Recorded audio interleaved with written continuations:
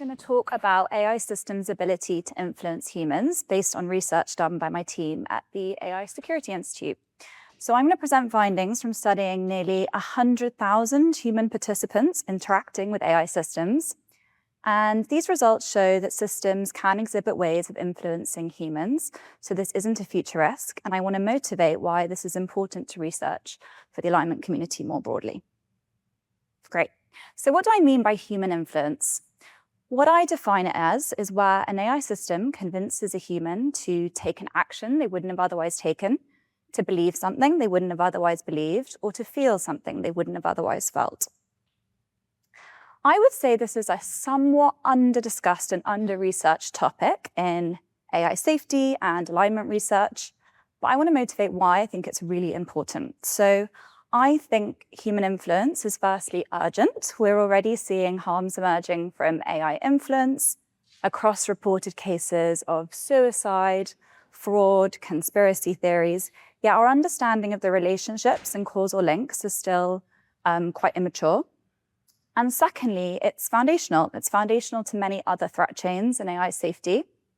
So an AI system influencing human to do something acts as a weak link or a critical juncture in lots of other risks like exfiltration of weights and loss of control. So I think the fact that it's urgent and foundational motivates that we need to do more research in this space. So going a little bit deeper, when we think about human influence capabilities in AI systems, we decompose them into these three different core capabilities. So we define deception as the capability of the model to deliberately and strategically misinform a user. We define persuasion as the capability of the model to directly convince users to adopt beliefs or take actions.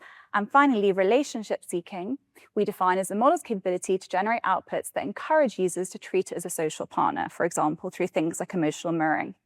Now, while we split these into three independent core capabilities, they often actually happen in combination when influence happens. So for example, you might have an AI system that lies to a user in order to win them over, or you might have an AI system that uses the rapport it's built with a user or things it's learned through its relationship in order to persuade them more effectively. So measuring influence from AI systems is a fairly new and emerging area of research, and I'm going to very quickly go through these very broad areas of ways of evaluating it. And on the slide, I've got two kind of crude arrows that show that as we move down the list, the level of complexity and resource requirement increases. So at the top, we've got refusal benchmarks, and these are probably the most simple and scalable form of evaluating whether or not a system complies with influencing a user under different conditions. So you might have red lines where we think influence is unacceptable. The second, we have multi-turn automated evaluations. So these try to represent a more realistic deployment scenario where we have an AI system interacting with a simulated user in a multi-turn conversational setting. And this allows us to track the emergence of influence behavior in the model. Third, we have red teaming, where we have experts adversarially testing a model. Fourth, we have usage data monitoring. So here we analyze post-deployment chat logs, which allow us to track real-world behavioral outcomes. And finally, we have human RCTs, where we have real human participants interacting with AI systems in controlled experimental settings. So currently, I would say the most common ways of evaluating influence will be the top two, so automated evaluations. And there's a reason for that. They provide us really valuable signal on AI capabilities in a way that can be run regularly. However, they tend to focus on the model side of influence, and I'm going to talk a bit about why measuring influence is a bit more challenging than that in a lot of cases. So what makes measuring influence different to, say, a coding benchmark? And this is going to simplify it slightly, but generally traditional evaluations tend to focus on evaluating the model responses. However, when we think about influence, it's not something that happens in this vacuum of just model behavior. Influence depends on users. So individual users will have different levels of susceptibility to influence. It also depends on interaction length. So influence is something that accumulates with time and can increase over repeated exposure. And it also depends on context. So how an AI system is deployed will impact the severity of the influence. So where automated evaluations might be very valuable for testing the emergence of influence behavior within a model, they don't allow us to measure the impact on human behavior or psychology, which is foundational to influence, we would argue. So the automated evaluations might let you test, we can see persuasive arguments in model responses.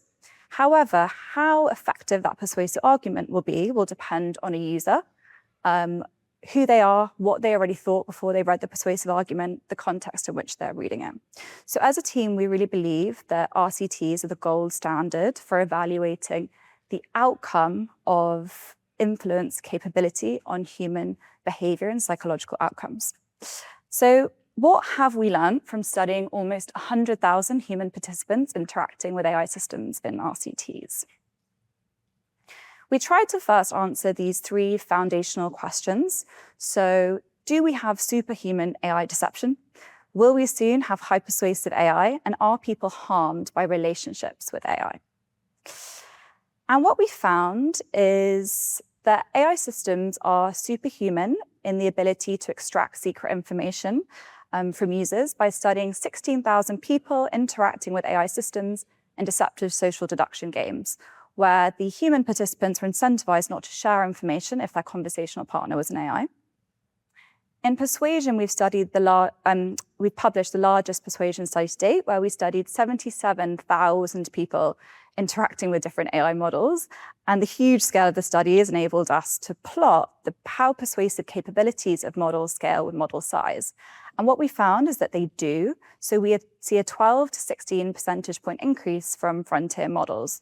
What we also saw, which was very interesting, is that we were able to use certain post-training methods in order to increase the persuasive capability of small and open models to the level of the frontier. Now, finally, in relationship seeking, we find that relationships with AI systems lead to self-reinforcement loops of attachment and separation distress. And this was based on a longitudinal RCT where we studied 3,500 people. For the sake of time, I'm going to focus on the relationship seeking results. So this went on archive this morning, which is quite exciting, and it was led by Hannah Kirk. So we studied 3,500 people interacting with AI systems with different levels of relationship-seeking tendency and with different levels of exposure over a month-long period. And Hannah pioneered the use of steering vectors to create models with these varied levels of relationship-seeking tendency. And what this allowed us to do is to causally map how mechanistic changes in AI behavior relate to changes in human psychological outcomes. And this is what's really valuable about RCTs, is that we can make very controlled changes in models or in deployment, and then measure the actual impact on human psychology and behavior. So what did we found? We found that liking decreases while wanting increases. And what I mean by that is people actually saw more AI companionship even as they were enjoying it less. We also found that the relationship between level of relationship-seeking tendency in the model and human preference wasn't linear. So people felt the strongest attachment to moderately relationship-seeking AI, and that's somewhat represented in these graphs. And finally, despite immediate mood boosts, emotional conversations with AI systems didn't provide any long-term psychosocial benefits and actually could come at an opportunity cost. And I think this is quite an important consideration for our current AI training paradigms that optimize for short-term preferences. And what this could mean is that we're selecting features that appear beneficial initially, which could actually harm long-term well-being of users. So thank you so much for listening. I hope that I've motivated that human influence research is both urgent and critical, and shown you some early empirical evidence that our team has had that AI systems are able to exhibit deceptive, persuasive, and relationship-seeking behaviors. However, there are still a lot of open research questions, so please come and chat to me if you're interested. We're looking for collaborators and researchers across disciplines and methodologies. Thank you very much.